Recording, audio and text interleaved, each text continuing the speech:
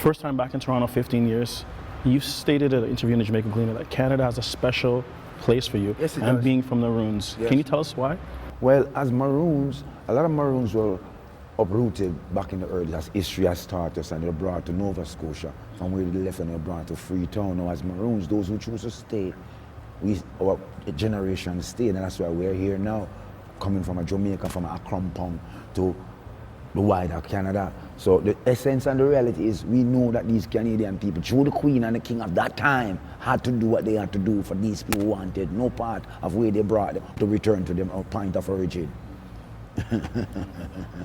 You and I were talking a bit off camera about reggae in Canada.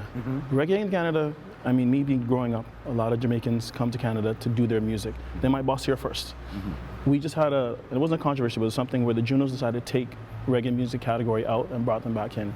I want to ask you about, what do you think of the worldwide? As they brought it back in? That they said they're going to. And actually, funny enough, they inspired the reggae artists to do their own award show, which I thought was amazing. But what are you feeling about the current worldwide state of conscious reggae?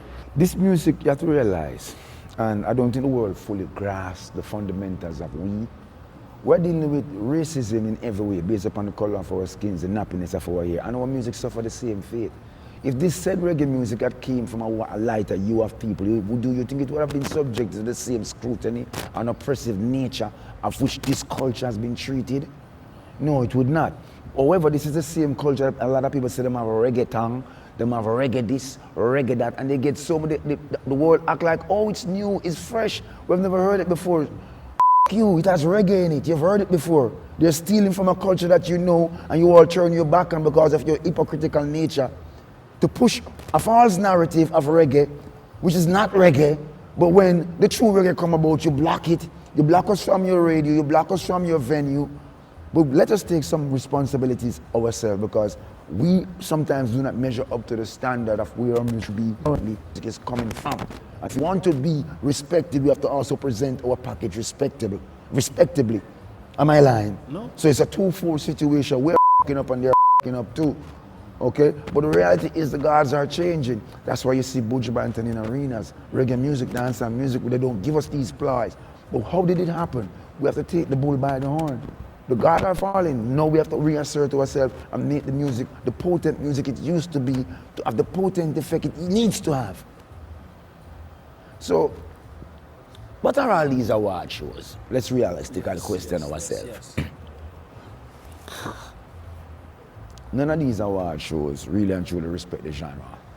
First and foremost, you want to give us an award, but you want to give us it off the camera. Yet everyone else whose music is, I say, is what to make it. We give them theirs on camera. But let us search ourselves and ask ourselves, why are we able to remember Bob Marley now, a Peter Tosh now, a Jacob Miller now, and a song that was made last year, 6 months ago, 3 months ago, still has not find a space in our mental Rolodex. You forced it on us by repeatedly playing it and confusing us, which we never really liked it when we first heard it. It didn't resonate with us, but you force-fed it to us. But it still didn't find a place in our mental Rolodex. We can't even remember what it was about, but we can still remember our Bob. We can still remember our Peter. So what does that tell you about what they're doing to a music that really resonates with the people? They can choose it. You guys have to wake up the people of the earth, because, you know, every one of them call in and the genre do what they're supposed to do. I cannot defend no other genre but mine. Because I know that this music comes to teach them a lesson.